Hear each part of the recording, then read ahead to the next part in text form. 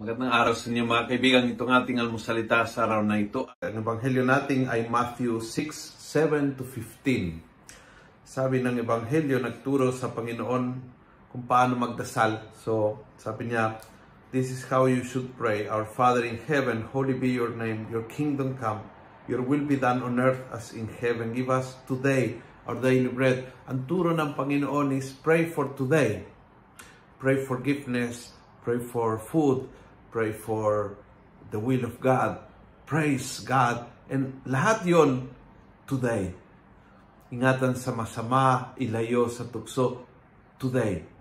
Kaya kailangan magdasal araw-araw kasi ang prayer mo is just for today. At mahalaga na makatutok ang ating isip, ang ating puso, ang ating spiritualidad sa today. Napakahalaga yun today, yung ngayon. Kung saan ka nakatayo, kung anong kalagayan mo, kung anong mga pinagdadaanan mo, kung anong ginagawa mo, kung anong plano, kung anong mission ngayon. Ngayon ay nasa iyong kamay. We tend to live in the future, in the past, in imagination, kung saan-saan. At doon tayo na-stress, doon tayo napagod, doon tayo. At ang malaking aral ng Panginoon sa ating is today. But today you need to pray. Today, kailangan hanapin ang kalooban ng Diyos. Today, you cannot pray only on Sundays.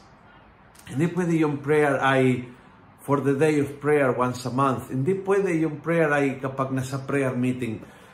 Yung prayer has to be daily. Kasi yung need ng hanapin ang kalooban ng Diyos ay araw-araw yan eh. Yung need na patawarin o ilayo ka sa masama ay araw-araw kailangan mo yan. Yung mga material na pangangailangan mo ay kailangan mo araw-araw.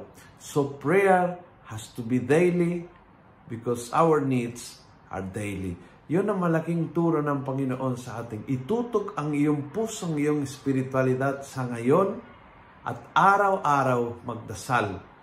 Sa ganon, mapupuno ng grasya ang iyong buhay. At kapag tayo ay puno ng grasya, aapaw ang kapayapaan. Kung nagustuhan mo ang video ito, pakiusap, pass it on. Punuin natin ng good news ang social media. Gawin natin viral, araw-araw ang salita ng Diyos. God bless.